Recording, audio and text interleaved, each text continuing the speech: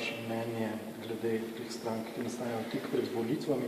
Gre morda za neke vrste muhe na dnevnici, kot se nekateri morda sramno izrazijo, oziroma gre za stranke zgolj za ene volitve?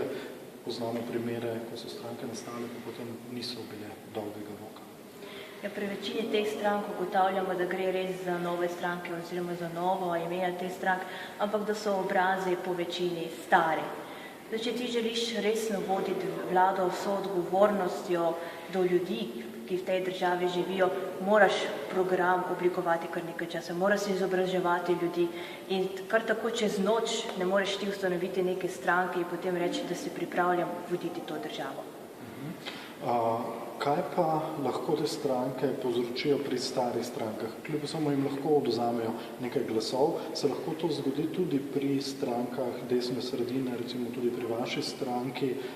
Lahko pričakujete, da bo kakšna od novih strank tudi vam odškrtnila kakšen glas? Mi imamo zelo dober program, imamo rešitve in odgovore na stanje, ki je trenutno v Sloveniji. Imamo tudi zelo veliko kompetentnih kadrov, ki smo jih izobraževali skozi leta in smo kadarkoli pripravljeni prevzeti najodgovornejša mesta v tej državi. Mi se ne bojimo nikogar, res pa je, da si želimo predčasnih volitev čim prej, ampak zaradi tega, da lahko vzpostavimo kompetentno vlado, ki bo vso paro delala v dobro te države. Se vam zdi, da je mogoče vseh strank sedaj že nekoliko preveč, tudi za temi novimi novonastajajočimi?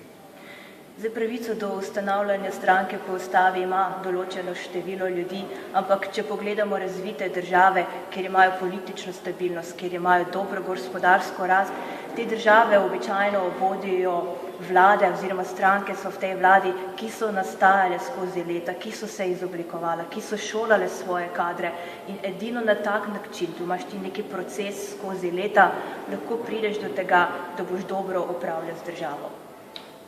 Bi morda potrebovali več tudi predvolilnih sodelovanj namesto drobljenja strank? Vi imate tudi en tak primer pri vaši stranki in pri vam sorodni?